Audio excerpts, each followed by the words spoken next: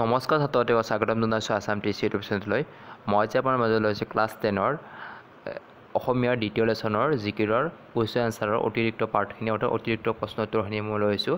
এইটো শেষৰটো পাৰ্ট। ইয়াৰ পিছত মই ছ'চিয়েল ছায়েন্সৰ অৰ্থনীতিৰ কুৱেশ্যন এনচাৰখিনি সকলোৱে ভালকৈ পঢ়িব বুলি আশা কৰিলোঁ আৰু সকলোৱে মিলি যাতে অতি সোনকালে 1 মাহৰ ভিতৰত 1K ছাবস্ক্ৰাইব কৰি চেনেলটো আগুৱাই নিয়াব বুলি আশা কৰি মই যে আৰম্ভ কৰিছোঁ। কুৱেশ্যন নম্বৰ ক নম্বৰ আজান ফকীৰৰ কোন শতিকাত কবি অনুমান কৰা হৈছে? শতিকাৰ কবি অনুমান কৰা হৈছে অৰ্থাৎ আজান ফকীৰে কোন শতিকাৰ কবি তাৰ কথা সুধিছে। উত্তৰ খ্ৰীষ্টীয় 7ম শতিকাৰ কবি বুলি অনুমান কৰা হৈছে।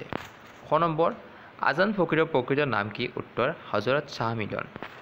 গ নম্বৰ আজান ফকীৰৰ মৃত্যু ক'ত হৈছিল? উত্তৰ দিখৌমুখৰ সৰাগুৰি চাপৰিত মৃত্যু হৈছিল। খ নম্বৰ জিকিৰসমূহ অসমীয়া কি গীতৰ লগত তুলনা কৰিব পাৰি? উত্তৰ স্তুতি গীতৰ লগত। গ নম্বৰ জিকিৰটোত উল্লেখ কৰা আদম কোন? উত্তৰ আদম হ'ল আল্লাহ সৃষ্টি কৰা প্ৰথম মানুহ।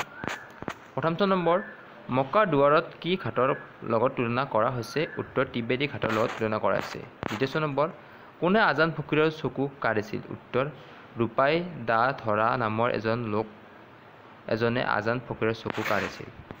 জ নম্বৰ মুমিন মানে কি? উত্তৰ মুমিন মানে হ'ল বিশ্বাসী মুছলমান। আজি পাৰ্টটো শ্বৰ্ট পাৰ্ট আছিল কিয়নো অতিৰিক্তখিনিও দিলোঁ তোমালোকক সহায় কৰাৰ কাৰণে। তোমালোক ভালকৈ পঢ়িবা বুলি আশা কৰি মই আজি ইমানতে সমাপ্ত কৰিছোঁ। নমস্কাৰ।